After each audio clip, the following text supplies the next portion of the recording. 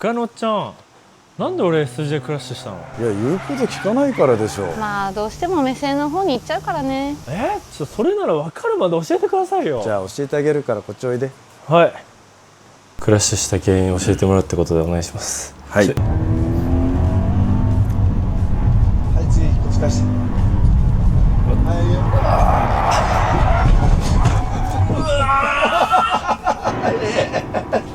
ここ来るでしょ。はい。で、こう切るまではいいの。で、ステアリングを戻すまではいいんだけれども、ちょっと戻してましたね。ラインもそこまで悪くはないんだけれども、アクセルを抜くことによって、ここに今車あるでしょ。まず右に曲がりました。じゃあ左に切りました。このままアクセルを踏んでてくれたら、次のコーナーに対して車がアクセルを踏んでたら後ろの荷重がこうかかって駆動もかかってるから、お尻が出そうかもしれないけど出ない。出たとしても安定してくれるのね。でもサトシは切りました。フロントが沈んでるところにさらにアクセルを抜いたので、そのままフロントの右フロントがブレーキみたくなって後ろが滑り始めた。こっちつっかえちゃって、そうでさらに滑り始めてびっくりして、今度ブレーキ踏んでるからもうそのままスピンみたいな。普通だったら万が一、お尻が出そう、ち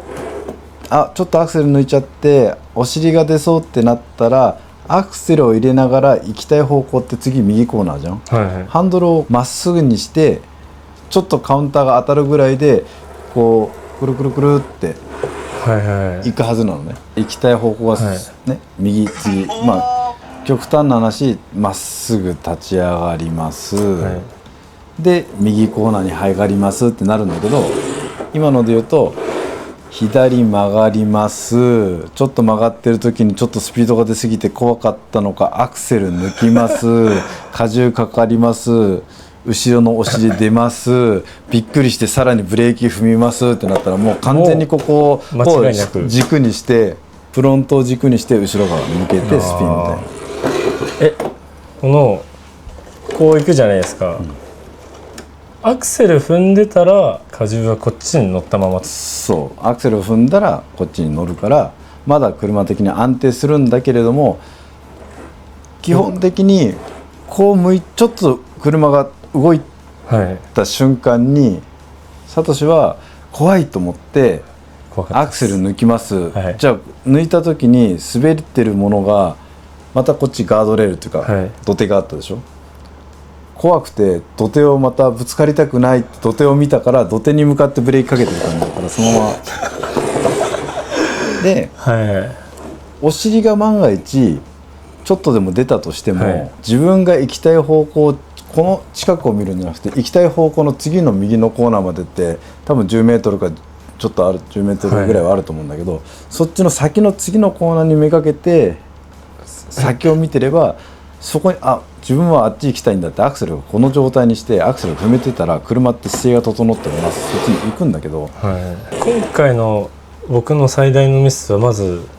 目線が1個あると思うんですけど、アクセル抜いたことによって荷重が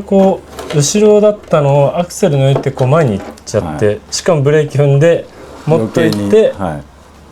っちゃったってことなんですね。じゃあ逆にどうしてれば回避できたんですか？僕はまずは一番直さなくちゃいけないのは、ステアリング切りました、左に切ってます、アクセルがね最初のうちは少し入ってたでしょ、少し入ってます。その時にまず一番自分が変えなくちゃいけないのは近く見過ぎだからまず次のコーナーのライン取りに対しての目線、近くじゃなくてもっと遠くを見る、でそこに向かってアクセルを抜くんじゃなくて踏む。これが多分一番僕今怖い部分っていうか、やっぱりまだ練習し始めだからアクセルを抜くなとは言わない、ただ抜き切ってしまうとちょっとでもアクセルってほんの少しでも入れてるとちゃんと荷重ってある程度安定しているんだけど、パッて急にアクセルオフにするとパンって後ろ上がるからもうズズってなってそうちゃうと。あだから少しでもちょっと入れといてあげてやってればこの辺がもうガボって荷重がかかるわけじゃなくてもちゃんとこの水平な位置ぐらいでこう荷重かかってくれるから、そんなに後ろがこうやって急に抜けることはなくて。車を始めた人からしたらこの恐怖というか越えなきゃいけない最初の山というか、グリップもそうだと思うんだけど、ドリフトもアクセルをオンオフオンオフみたいな、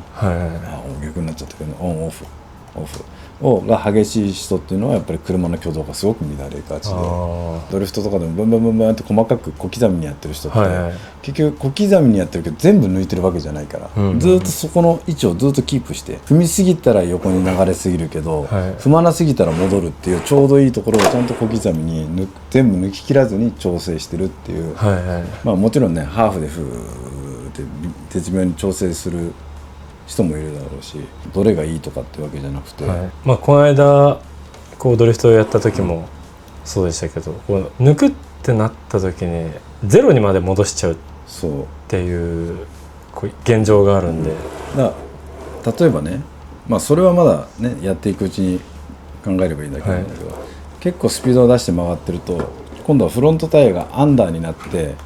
曲がりたい方向に対して車が曲がっていかない時に、正直俺も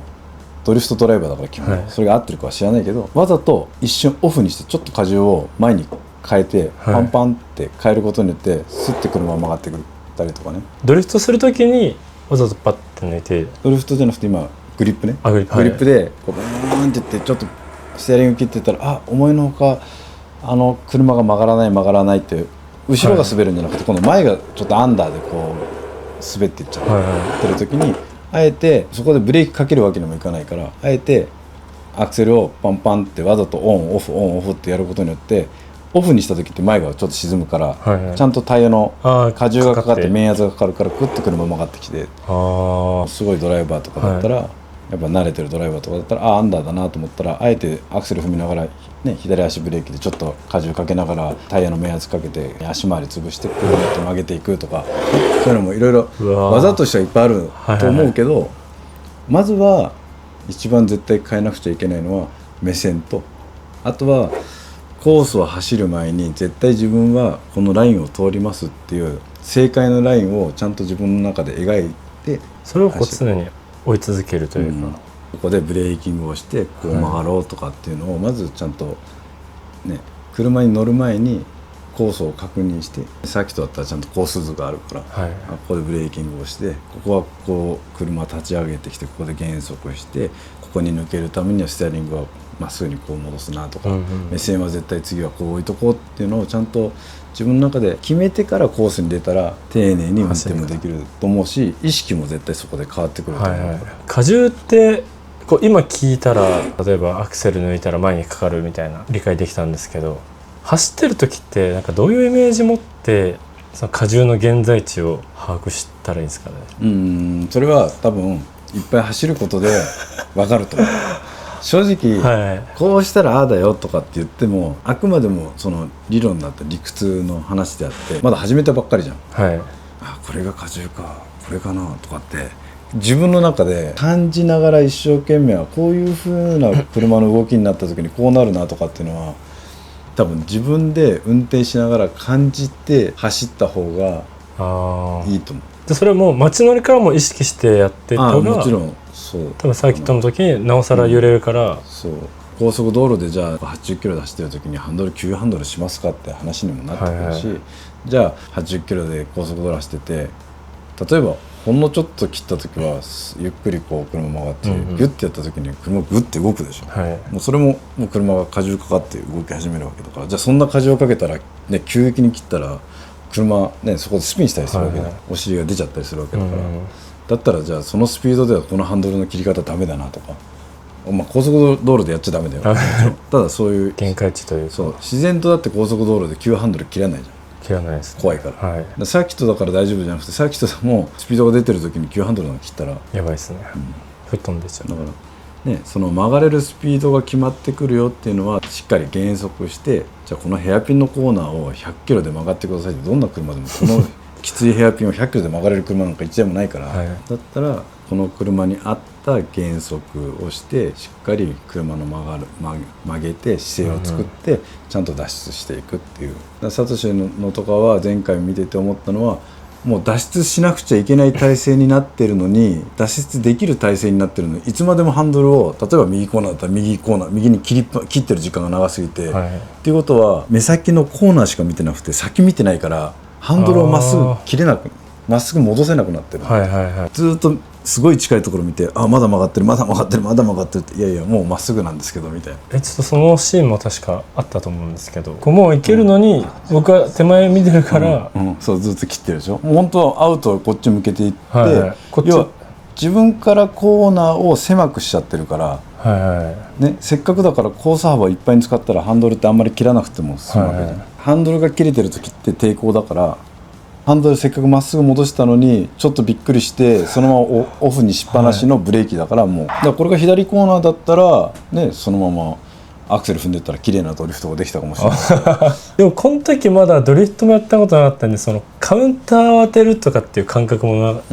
ないんで、カウンター当てる感覚ってなくても、カウンター当てるっていうよりも行きたい方向にハンドルを切ってアクセル踏んだら自然とそれがカウンターになってるだけの話であって、はいはいはい、別にカウンター当てる必要もなくて行きたい方向を見てアクセル踏んでたら勝手にそうなってたよってだけで、シンプルな話ですね。結論としてはまずは行きたい方向をしっかり目線を上げて走る、はい、コースを走る前にしっかりと絶対ね、サーキット場だったらコース図ってあるから、そのコース図をよくしっかり見て、コースが見渡せるんだったらそれも見て、どう走ってどこで減速してとかっていうのをしっかり自分の中で決めて、でラインも決めてそこに対して走っていく。で分からなかったら分かる人だったり、サーキットで速いタイムを出してる人に、このラインはこれで合ってるんですかとか、聞けばみんな教えてくれると思うから、はいはい、じゃあまずは懲りずに本場行って目線を上げてみて、ちゃんと慣れてからスピードは挑戦していくってところです。そう初心者走行をしないとですね。そうだからあの時にね、ノーマルバトルなんて言ってたけど勝負するぞとか言ってたけどまだ早いっていうなんで急にそんなバトルをする企画になったのか知らないけど、調子乗ってました、完全に調子に乗ってましたね、完全にまあでもいい経験だし、ね、大きな事故にもならなかったし、本庄サーキットというところはね比較的安全なコースだから、はい、練習にもなるしいいと思う。調子乗らなくてもいいぐらいタイム出てきたらまた動画にするんで、そうですね、はい、そうなってきたらもう一回ねバトルして、ね、そうですね、バトルってなると気持ちが焦っちゃって、はい、逆にああいうことになりがちだからまずは安定してから、ね、はい、練習します、はい、よろしくお願いします。よろしくお願いします、はい、じゃあありがとうございました。